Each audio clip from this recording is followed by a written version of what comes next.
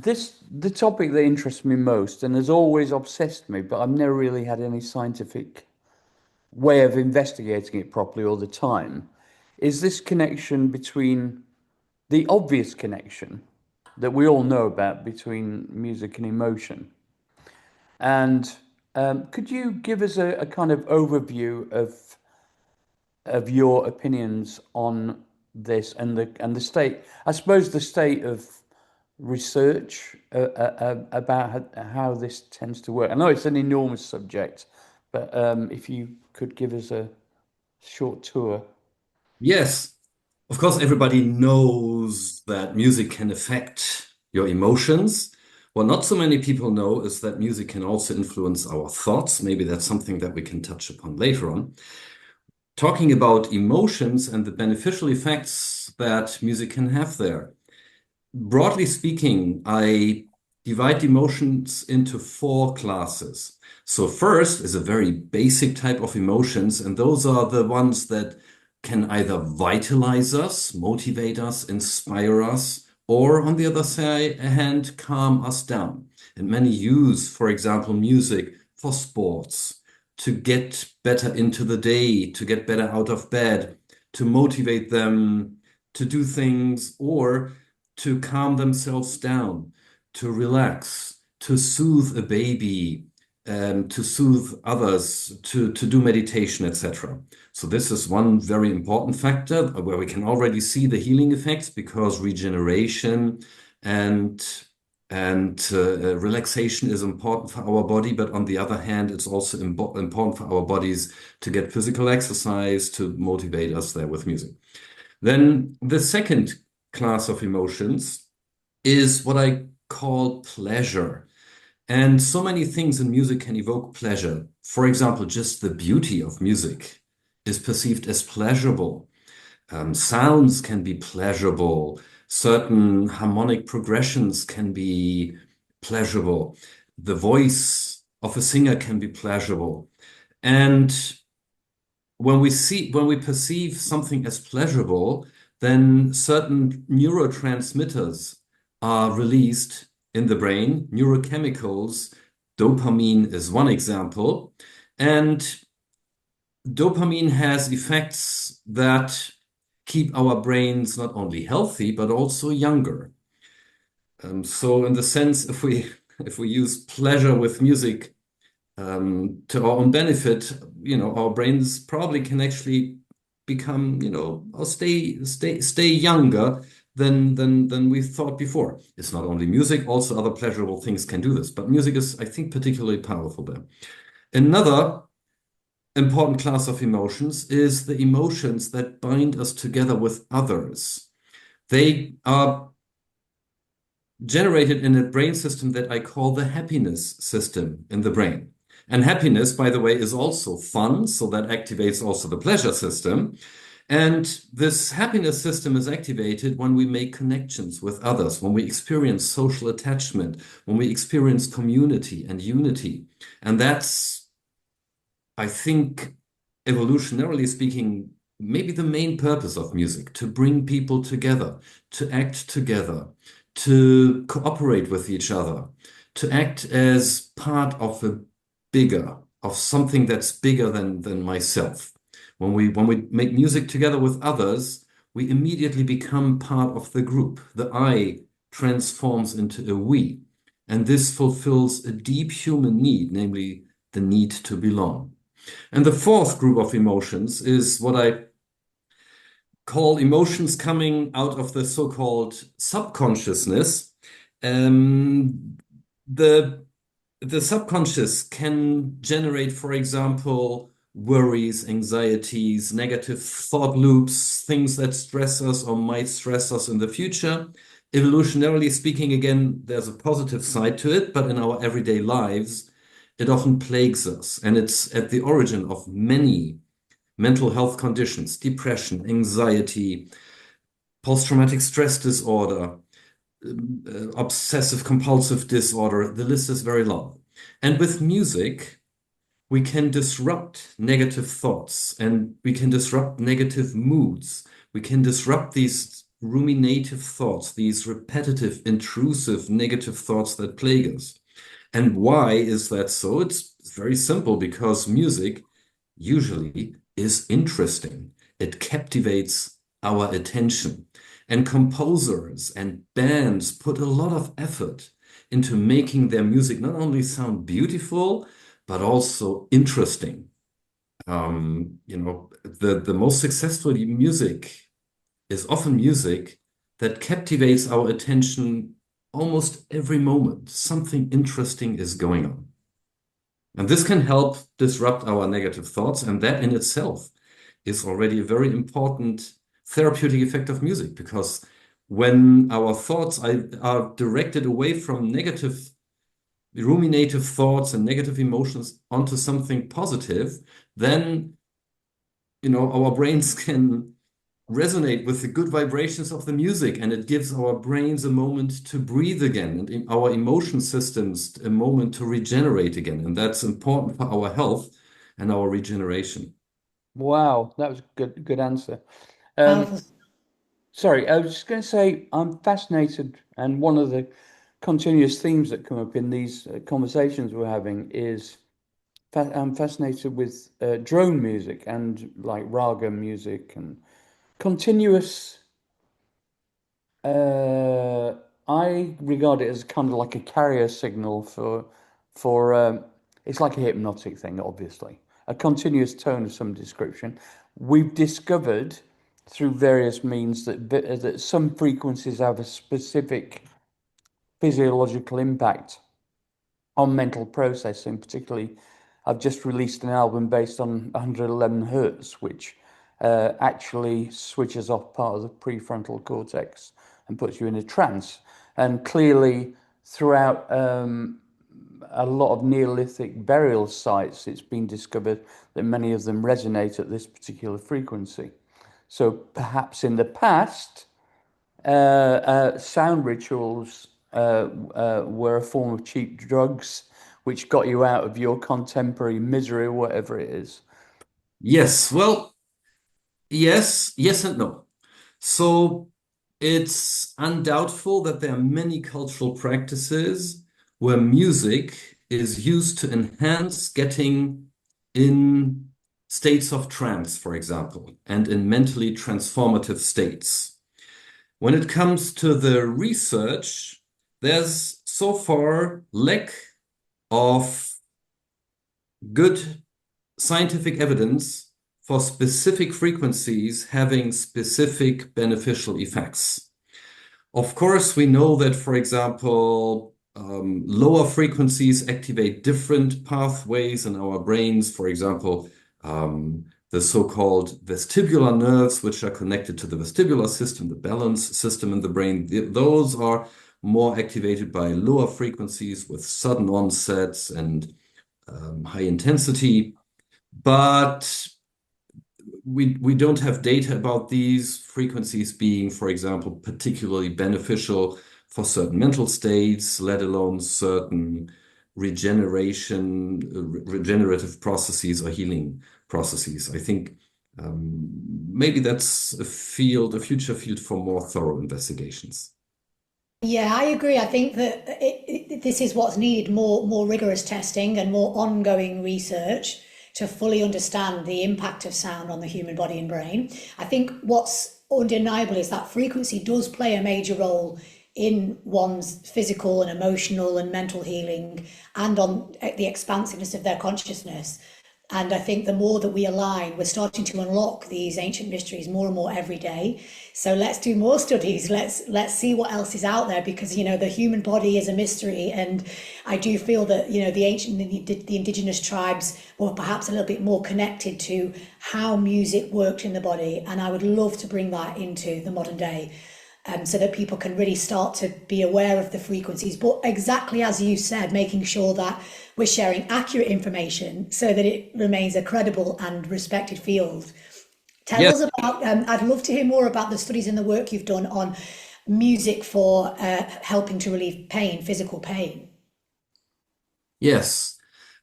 Well, pain and pleasure act a bit like a scale in the brain. When you put something, when you have pain and put in some pleasure, it can alleviate the pain. And obviously the other way around too.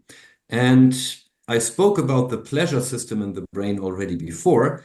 I actually refer to it more scientifically as the pain, pleasure, and craving system in the brain, because these three things are neurally associated and overlapping in the brain.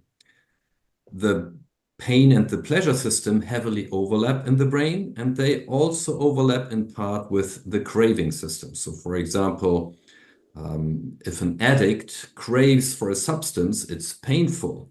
But also, if we are overly thirsty or hungry, it can also be painful. So this overlap in the brain between pleasure and pain pathways leads to the phenomenon that when we are in pain and experience something pleasurable, it can alleviate the pain. And that is probably also what's going on with music. The pain alleviating effects of music are among the best established in the field of music medicine. However, we recently discovered how we can kind of boost this effect a little bit. And that might be interesting for those who sometimes have to go through acute pain, but also even more so for those with chronic pain. The trick is to not just let run music in the background, but somehow engage with it. For example, just tap along with the music, or breathe along with the music, or breathe along with the music and count the beats while you breathe in and breathe out. By doing so, we engage our focus in a way that it's particularly, directed on the music and less so on the pain. And just doing that can boost the alleviation of pain, the pain reduction. When it comes to practices of, let's say, ancient societies, we have actually pretty good models of how human music making or musicking looked 100,000 years, 200,000 years ago. And that is by looking at peoples who have had little to no contact with Western civilizations. And in these populations and civilizations, what we can observe is that the main purpose of music is to people bring together, to celebrate community, to reduce conflicts, and to make everybody part of the tribe. And again, we as a social species have this strong desire to belong to a tribe, to be part of a community. And in all societies we know are cultural practices that realize exactly that. In addition to music being used for rituals, for example, we've been doing field research with the Mafa people in northern Cameroon. And for them, as for virtually every other culture, music was an important part of festivities, of the rituals that they had. And interestingly, the people of the Mafa tribe, when we did experiments with them, for example, detecting whether music sounds sad or happy or fearful, they said in their culture they don't have sad sounding music or sad music, because for them music was always associated with festivities, with celebrations. For them, the concept that music could sound sad was something completely new. Interesting. I often think when I go to concerts, particularly orchestral concerts, and we all, or I don't know many people who don't love, uh, composers like Mahler and the kind of romantic composers and the shifting moods of 21st century composers, particularly Russian composers. Um, and I often think the reason why it appeals to us so much and engages us so much is because it gives us a sense of depth to our existence. You know, and I often think maybe we have, you know, in the West, we're very lucky. We're relatively affluent. We have a lot of relative freedoms, which are being restricted currently. But anyway, a lot of relative freedoms, but it's a kind of average thing. You know, it's like the if you like, if it's a graph of happiness and despair, it's been a bit turbulent recently, but generally it's quite constant. And I often think in the West, people need to feel more depth to their experience. And so that's why I would I've got no proof of this, it's just a belief that I just believe that people want to, it's a bit like people going to the cinema to watch, you know, really quite dark films. It's like, well, maybe if you really experience darkness, the last thing you want to do is to watch a fictionalized version of darkness. I walked out of a film yesterday because it was all about torture and pain and suffering, and I thought, no, you're okay. I've been What through was the some of that film? myself. I'd What was the rather film? look upon the bright side of life. So anyway, I just thought I'd mention that. What do you think, Cherub? Well, I was actually going to ask Tim this question because I just can see and sense that he's got some insight on this. Well, I love that you mentioned Mahler, because That's at the exact point when Tim will jump into any conversation. As soon as Marley gets mentioned, he's in. well, I think, Mahler's quite interesting. I mean, but I'll make it very quick. I mean, he only came into vogue in the 60s. He was very unfashionable for 50 years. But his own statement was, well, his symphonies represent all of life within the world, all the world is within my symphony. And to a degree, it is true. There's a lot of different dynamics going on. It is very emotionally arresting as well as intellectually hard to follow. I mean, I'm still studying it, to be honest. I mean, I went to something the other night and I couldn't make head or tail of it, the Ninth Symphony. And what? Oh, the Ninth Symphony. I love it. Yeah. Oh, good. I know we could go through the list, but Yeah. obviously the second is transformational and very, very, very beautiful.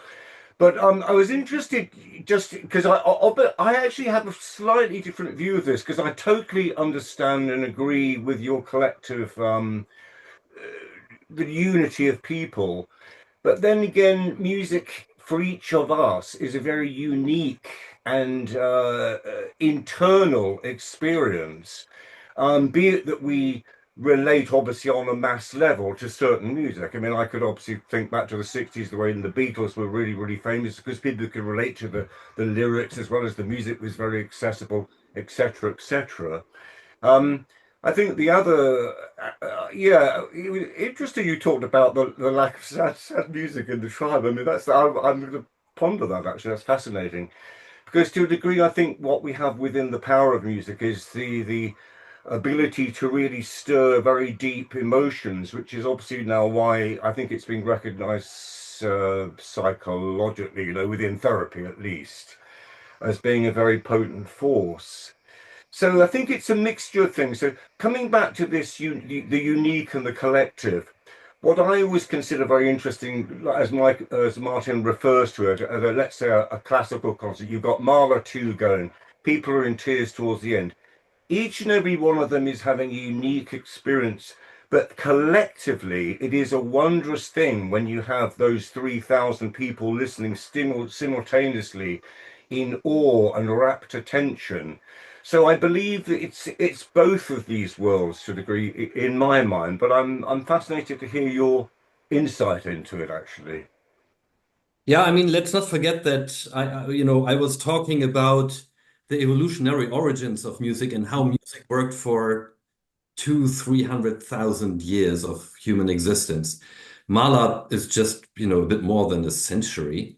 And, all our Western music, just a little bit more. So those are, evolutionarily speaking, very recent phenomena and many different aspects to cherish music came into play during the last centuries. For example, this huge emotional depth that you can weave when you compose pieces that are an hour or 1.5 hours long, where you can really add depth not only by taking the listeners through a very long journey, but also just all the harmonic and melodic materials that you can create and weave into each other in this time scale is of course phenomenally large.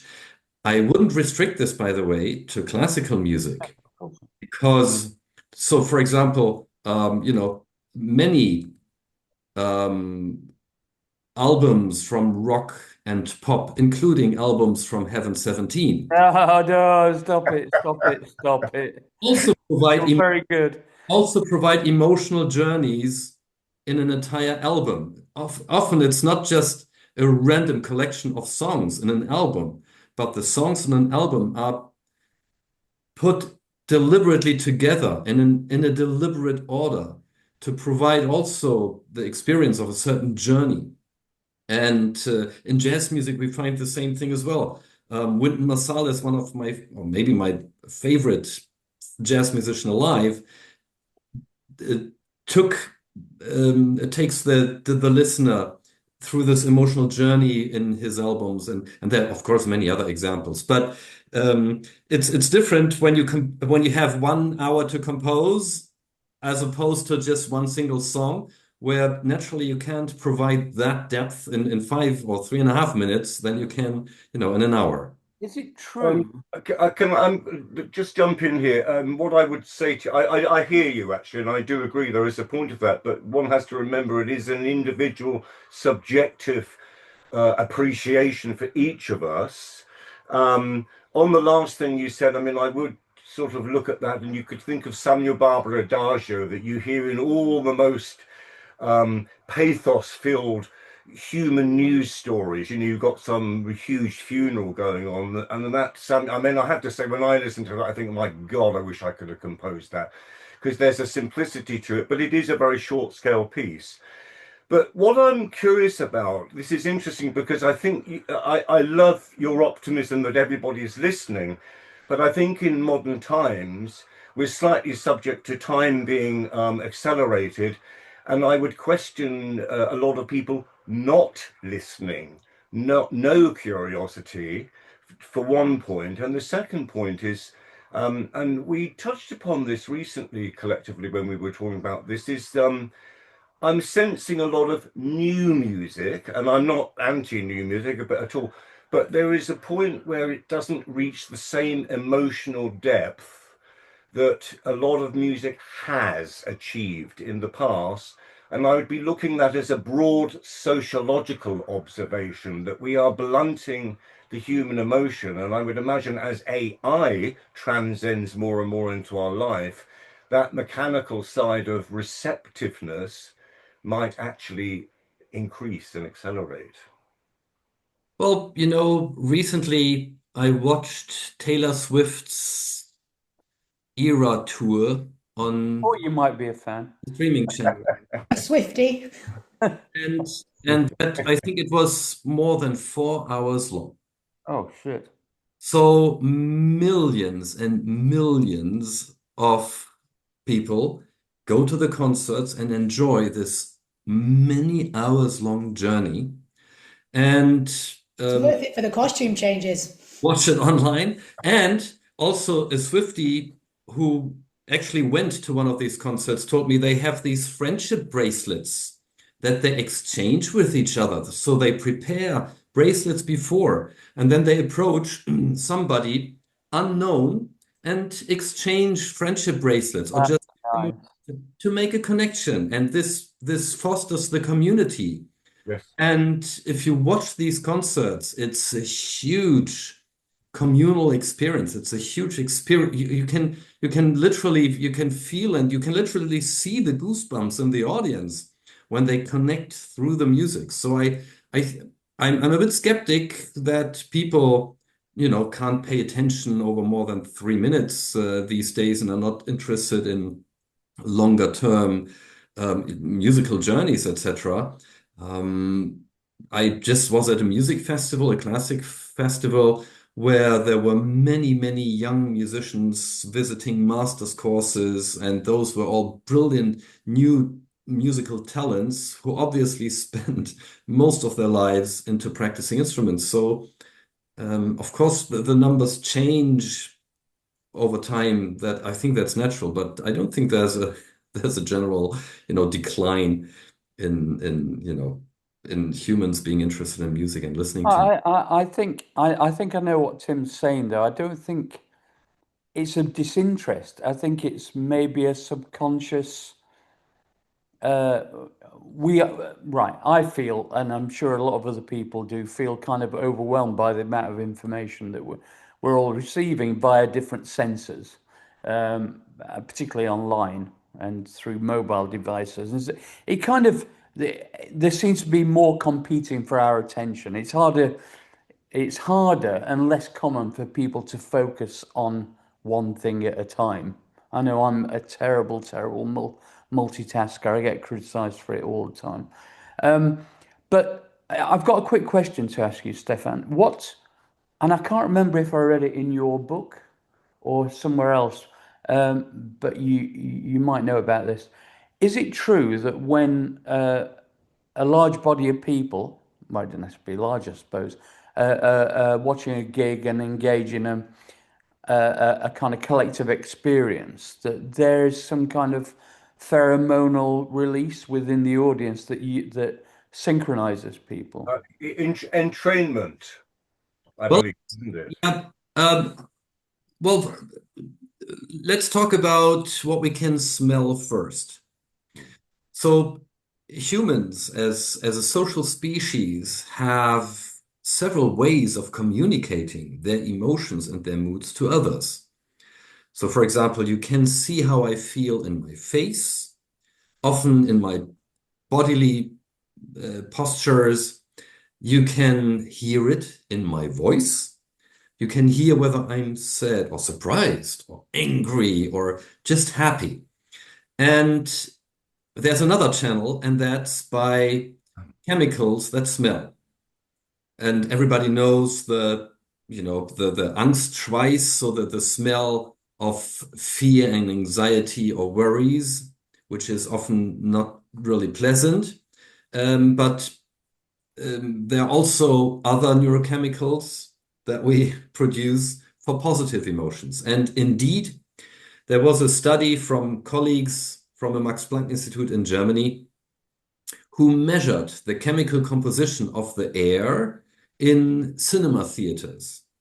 And they compared the air from movie parts of movies where the movie was particularly funny and amusing to parts where movies were particularly thrilling and evoking fear and anxiety. And then they compared the chemical composition, and they could show that it differs between these two emotional states. And that just means that even with our with these chemicals that smell, we produce atmospheres when we are together and experience, for example, a movie together, an opera together, or a concert together. Wow. Yes, So, okay, another question for you. Can emotional response to music be quantified? certainly it can. On the individual level, a person can, for example, tell how strongly that person felt to be moved, for example, whether there were goosebumps, how happy the music made them feel, how intense the emotional experience was. And we can, in part, also see it in the brain data that we record or in the peripheral physiological data that we record. So, for example, if there's an unexpected harmony, we see that the sweat production on the palms of the hands increases. And if this experience surprise is a little bit larger because the chord is particularly surprising, then this sweat production is even stronger. And that's something that we can measure. So the Can we just go meaningful, back to oh, sorry. sorry, Martin, can we just go back to the smell thing? So are you saying that when one feels anxiety or joy or euphoria or grief, there is a neurochemical smell that we emanate out of our bodies. And I take it that's not something that we can perceive as humans, but it's something that can be detected in the air, and we sense that. As in, like, because we are vibrotactile and we can drink environments in through our skin and our electromagnetic field. So we're almost drinking in people's emotions in the collective via these neurochemical releases of smell. Yeah, we smell it, and often we don't consciously realize it, but our brain nevertheless takes up the information and it affects how we feel and how we think. So you can smell if somebody next to you is anxious, and that might then be some, you know, how one can sense that somebody isn't doing so good. It's a sense. So we're picking up on it via the smell. So when we're in group environments and we're all at a concert, for example, I was at Oasis a few weeks ago. It was iconic. Everyone's there in the bucket hats. Everyone's singing. It was a major musical moment in history for all of us. Had my Not for arm around me. my dad. Huh? Not for me. Oh, well, I was a child of that era. We grew up on it. We used to go to school singing it. And that was such a powerful moment. So everybody in that arena then is giving off a similar sort of smell that we're all feeding off and amplifying. Kind of, yes, probably. I mean, it hasn't been scientifically done such an experiment in such a situation, but yeah, physiologically, most probably so.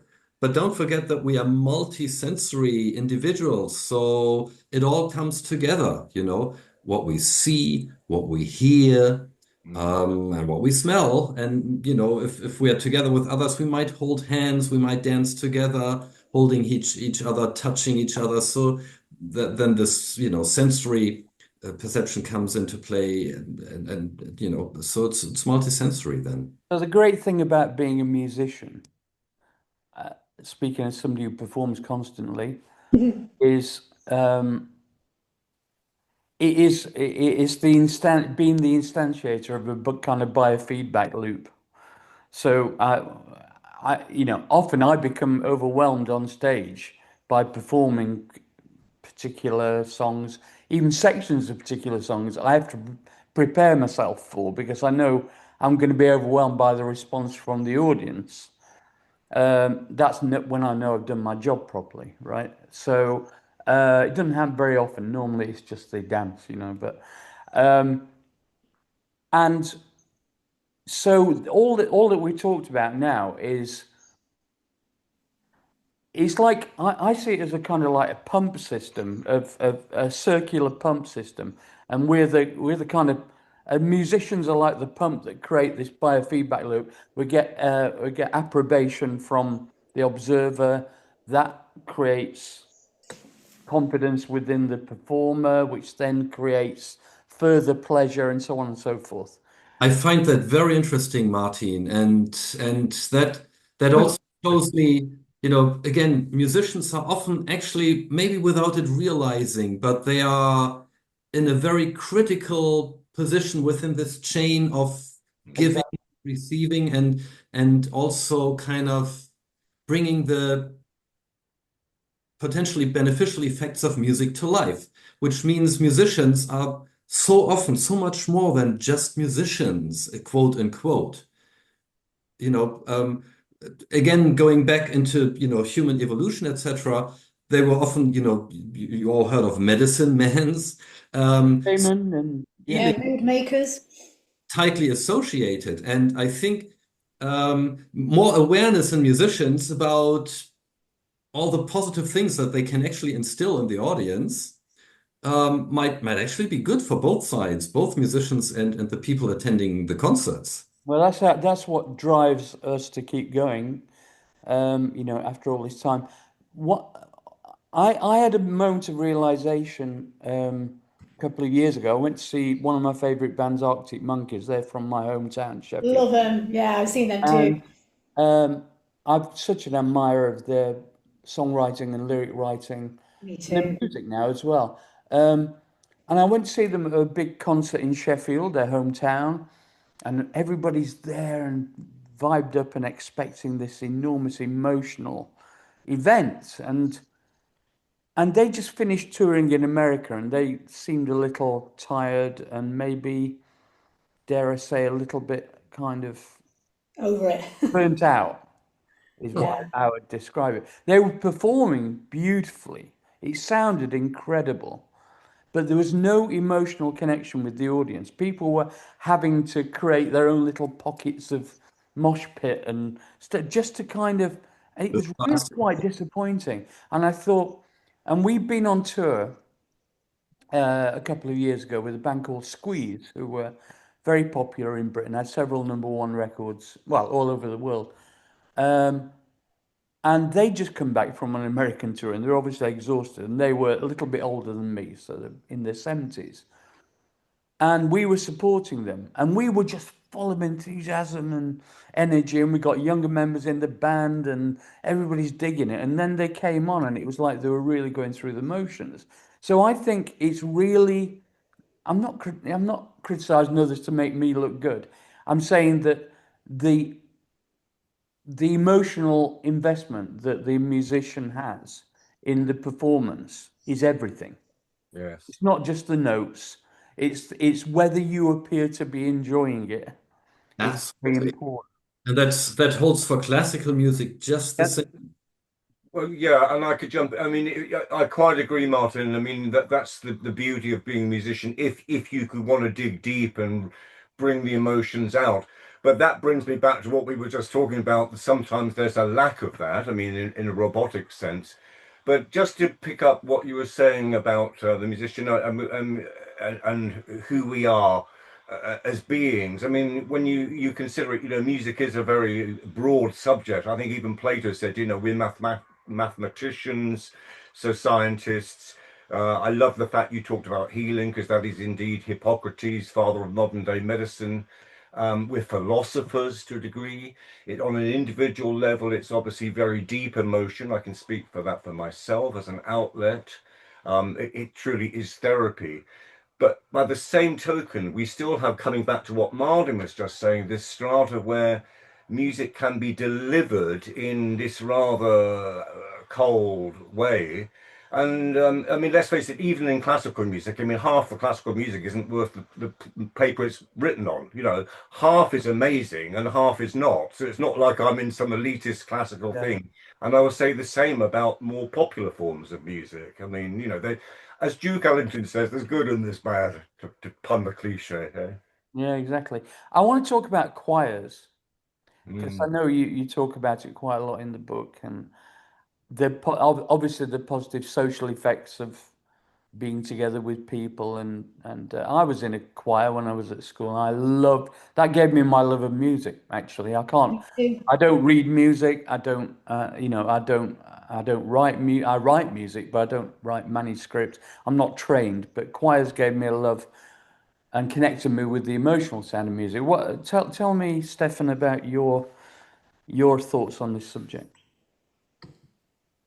Yes, I think choirs are important because they can provide kind of a social home to many people. And, especially for those who might, let's say, have a crisis in their life, especially those whose social net has maybe broken down recently.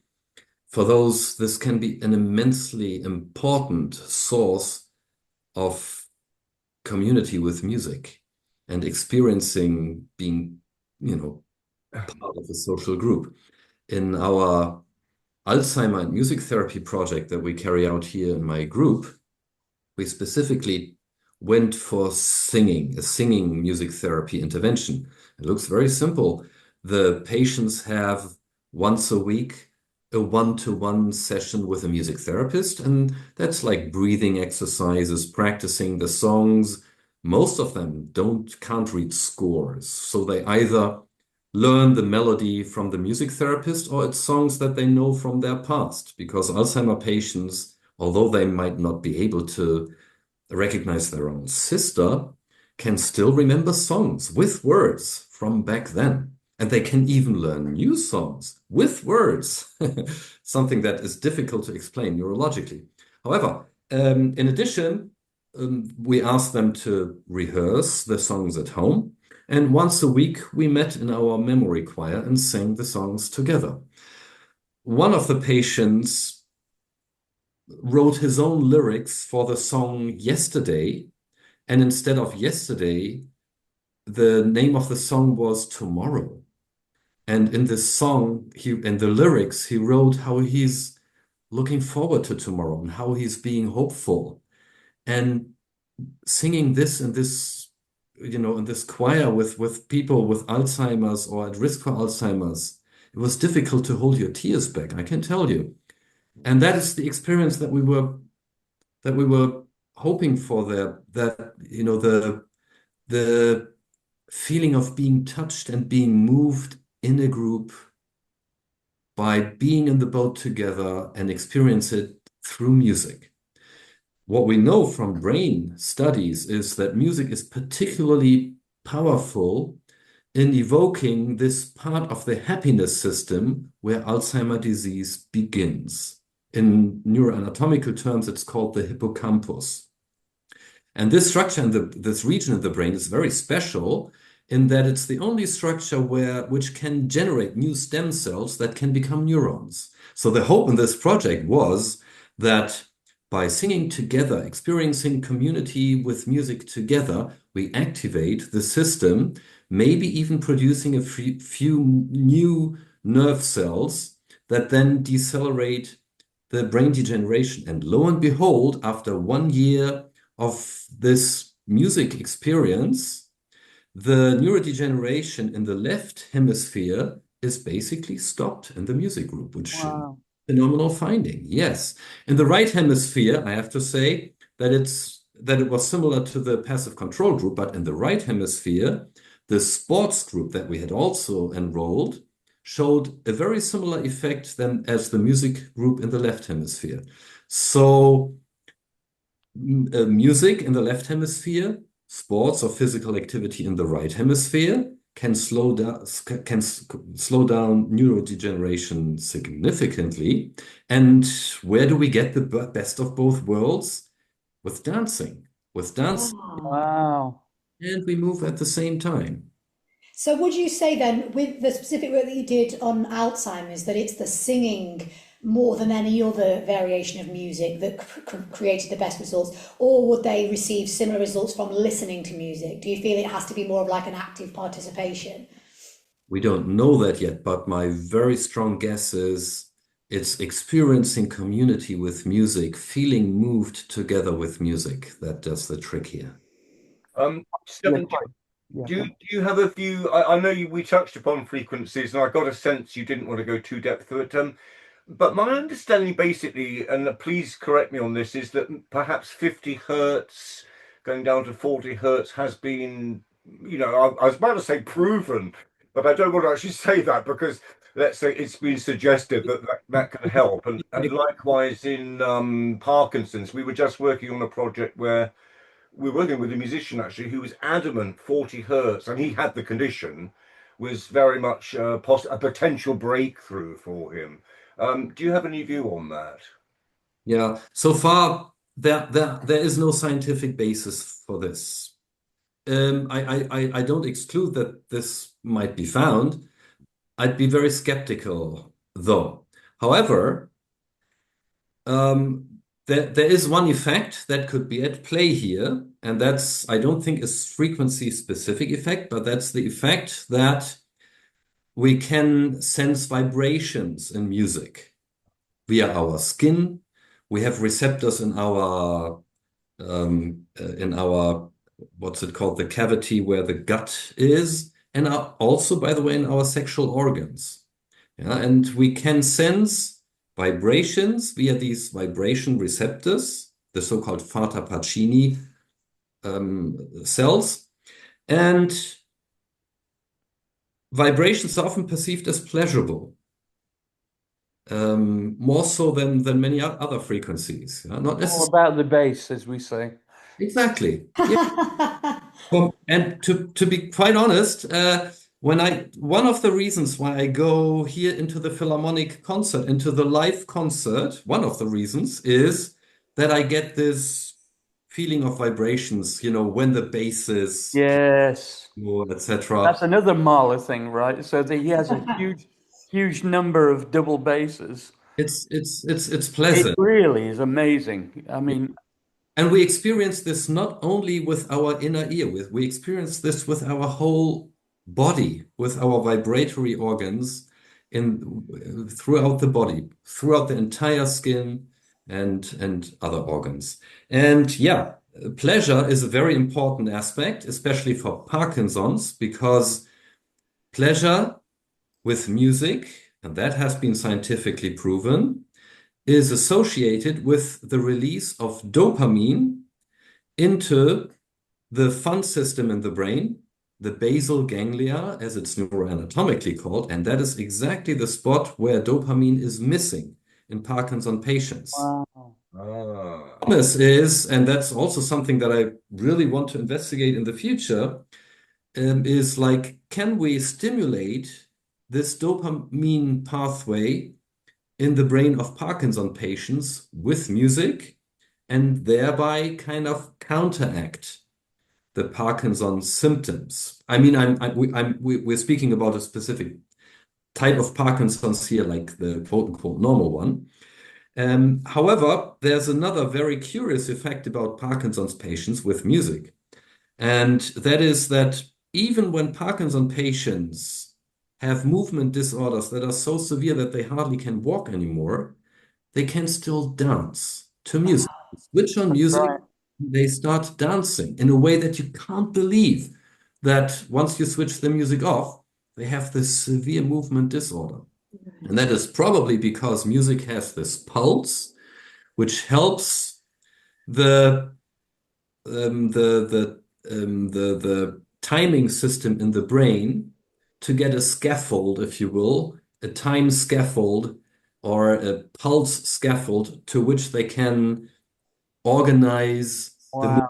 movement. How about this as a thought that just occurred to me that, I mean, my brother-in-law's in the final stages of Parkinson's, so I know all about this. And of course, he will tell you the same thing when he's in a particular state. He will tell you the same or ask you the same questions over and over, like every 20 seconds, as though you never responded to them.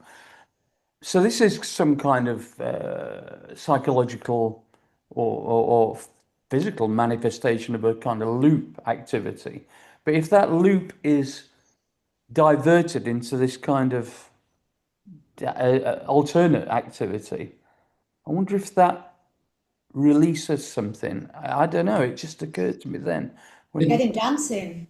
Yeah, yeah, it depends on the stage in which the patient is, and it depends on the specific Parkinson yeah, disease that the patient has.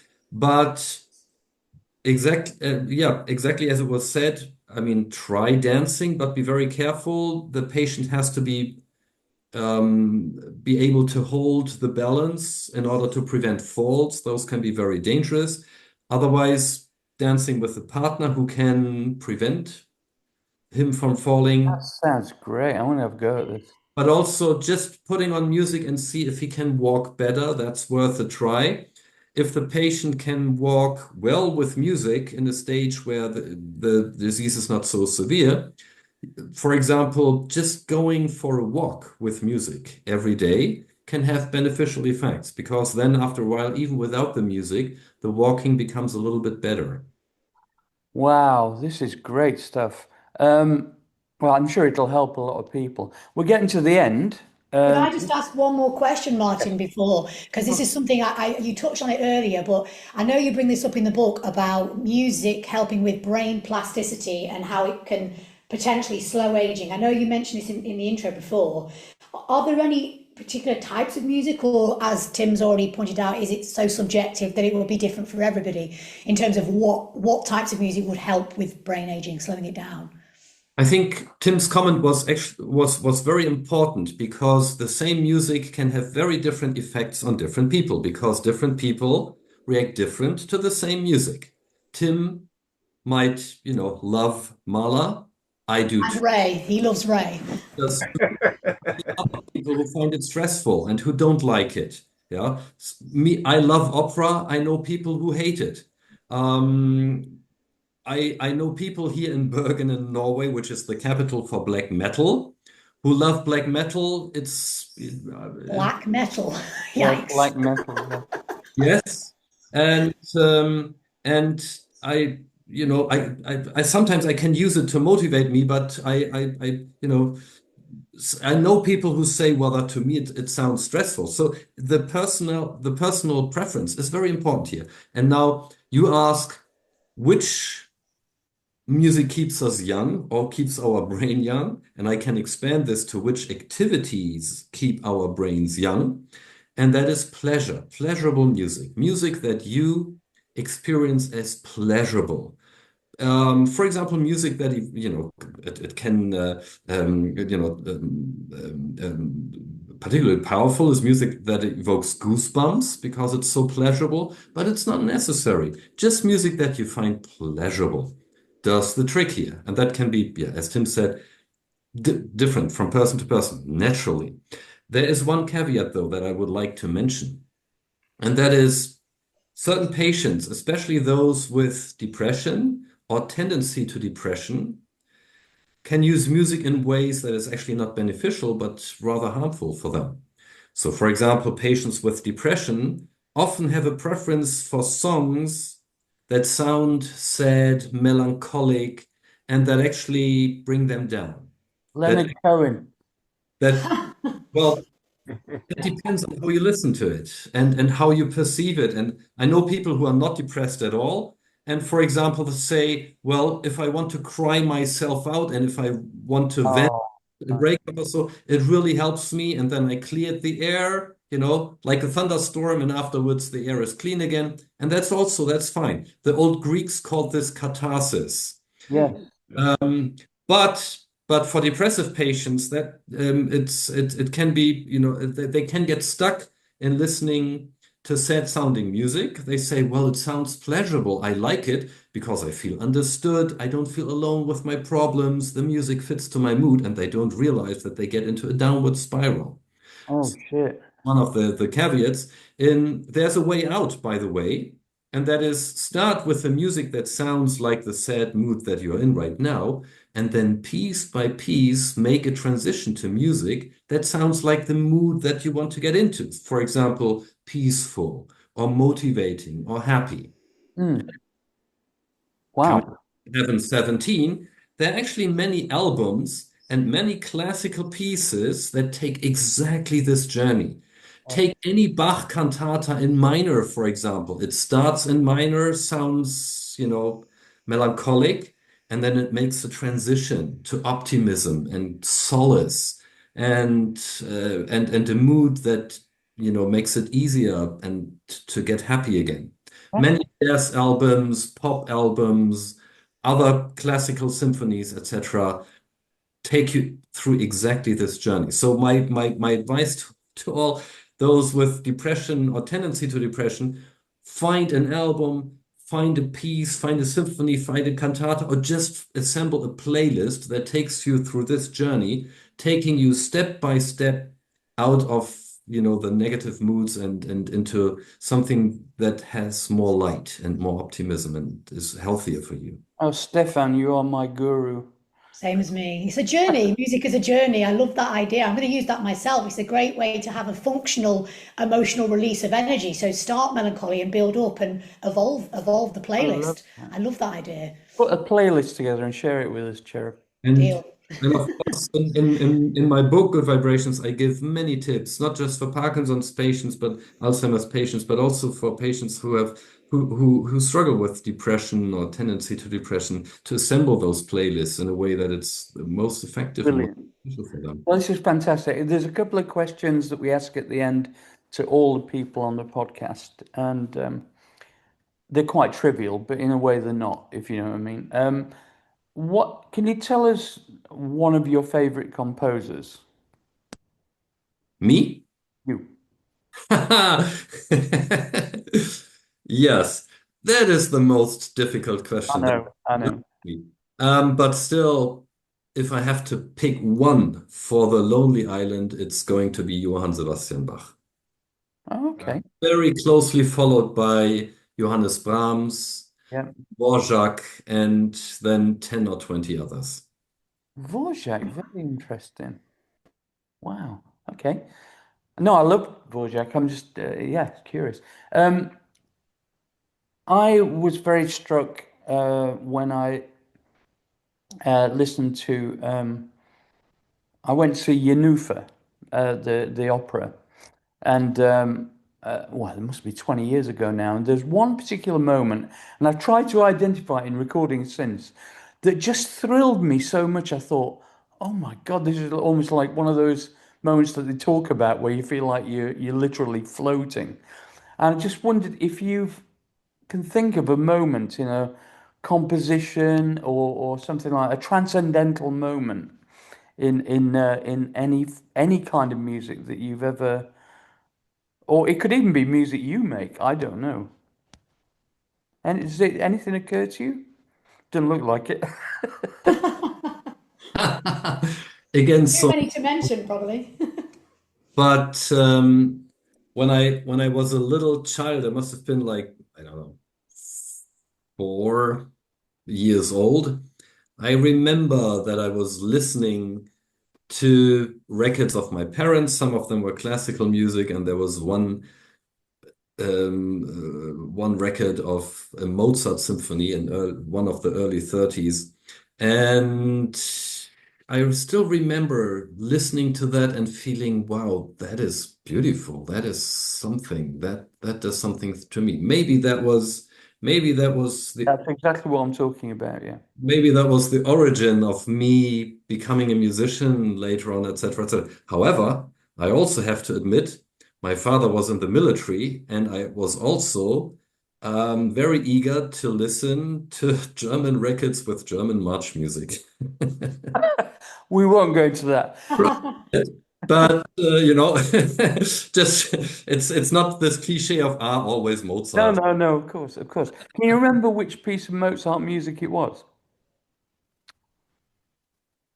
I think it was Symphony number 30 or 31 or so. It was not the Paris symphony, but I don't I could find it out, but I don't. No, it's all right. I'm just interested, that's all, because I'd like to hear it. Okay, a final question for now.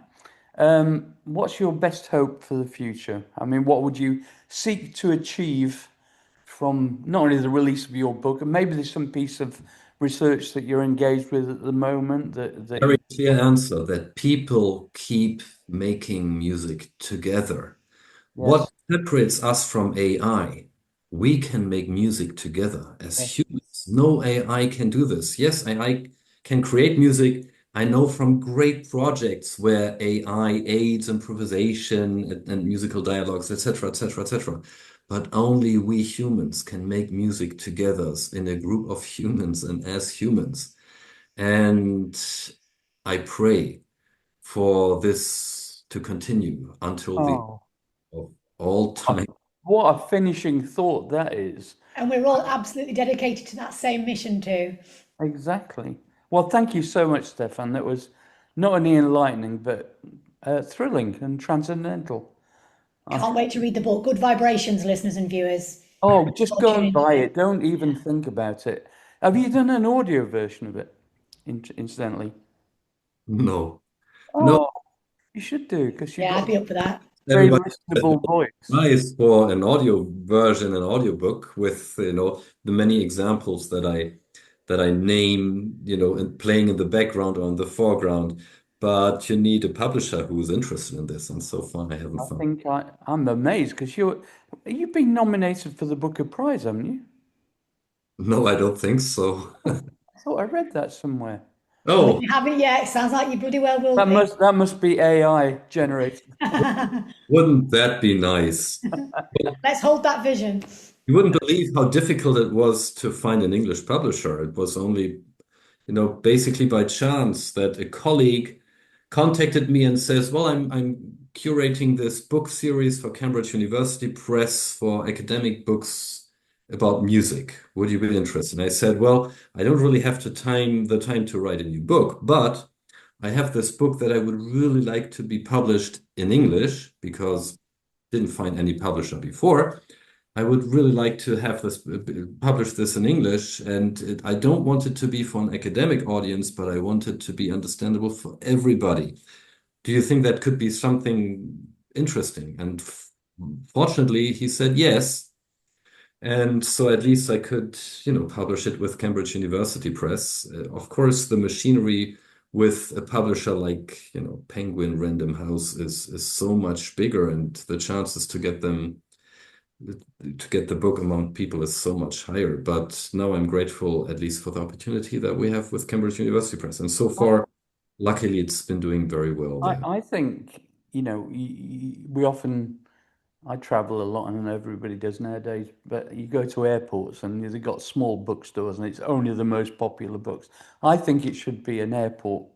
Shouldn't it? It should, shouldn't it? Thank you for Well, it saying should, because it's that's something that people would find fascinating. It's really useful, The universal language, it's the one topic of conversation that everyone can relate to and everybody wants to understand more about. And this is what SoundPower is about. We're pooling our resources, so we will all share it far and wide. We'll put it on our reading list for our Sound Healer Academy, and let's get the book out there where it belongs. Exactly. Thank you so much for saying this. Yeah, this is, of course, that would be my dream come true.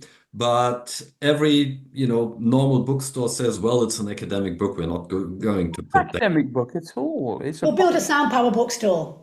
It's a prejudice against books from, publishers like Cambridge University Press. But I'm really hoping that for this book, just word gets around, and that, also by these, precious opportunities like your, valuable podcasts such as yours help getting the word around. By the way, what also helps get the word around, and I'm a bit ashamed asking for this, but if you have any opportunity, if you just put in a rating on the Amazon thing. Yeah. Sure, of course we will.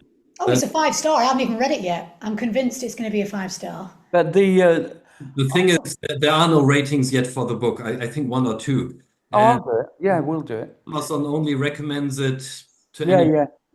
I think it would. I honestly think, given the right opportunity, it would sell in America as well. Yeah. By the way. Yeah, well, it's also on the American Amazon, but even